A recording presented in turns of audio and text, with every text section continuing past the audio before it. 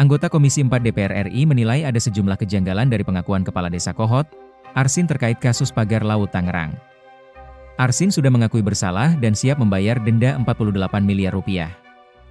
Hal inilah yang membuat anggota DPR RI menyebut adanya kejanggalan. Menteri Kelautan dan Perikanan Sakti Wahyu Trenggono mengungkap dalam kasus pagar laut Tangerang, telah ditetapkan 2 orang tersangka yang bertanggung jawab dalam pembangunan pagar laut. Mereka adalah Kades Kohot yang bernama Arsin dan perangkat desa Kohot yang berinisial T. Trenggono mengungkap kini baik Arsin maupun T telah mengakui perbuatan masing-masing dalam kasus pagar laut Tangerang. Mereka juga mengaku siap mempertanggungjawabkan perbuatan sesuai dengan aturan yang berlaku. Di antaranya siap membayar denda sebesar 48 miliar rupiah. Anggota Komisi 4 DPR RI dari fraksi PDIP Sony dan Aparamidha mempertanyakan bagaimana bisa Kades Kohot bisa memasang pagar laut senilai 17 miliar rupiah. Uang tersebut tidak mungkin dimiliki seorang Kades.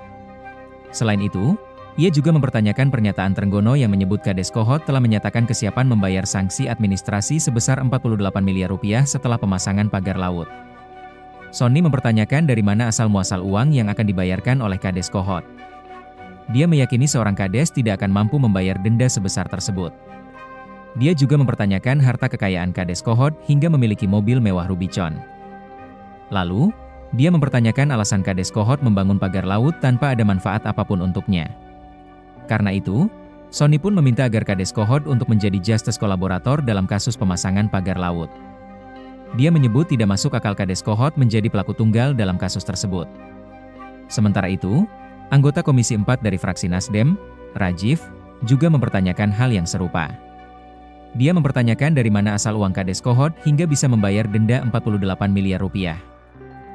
Karena itu, Rajiv meminta Menteri Trenggono untuk transparan membuka kasus pagar laut tersebut. Dia menyatakan kasus ini harus memiliki kepastian hukum. Anggota Komisi 4 DPR RI dari fraksi Golkar, Firman Subagio, turut mencecar Menteri KKP. Dia juga bertanya harta kekayaan Kades Kohot hingga bisa membayar denda 48 miliar rupiah kepada negara. Firman mengatakan tindakan tersebut tak mungkin dilakukan hanya seorang Kades saja. Apalagi, proses pencopotan pagar laut menunjukkan kesulitan yang cukup berat. Download Tribun X sekarang, menghadirkan lokal menjadi Indonesia.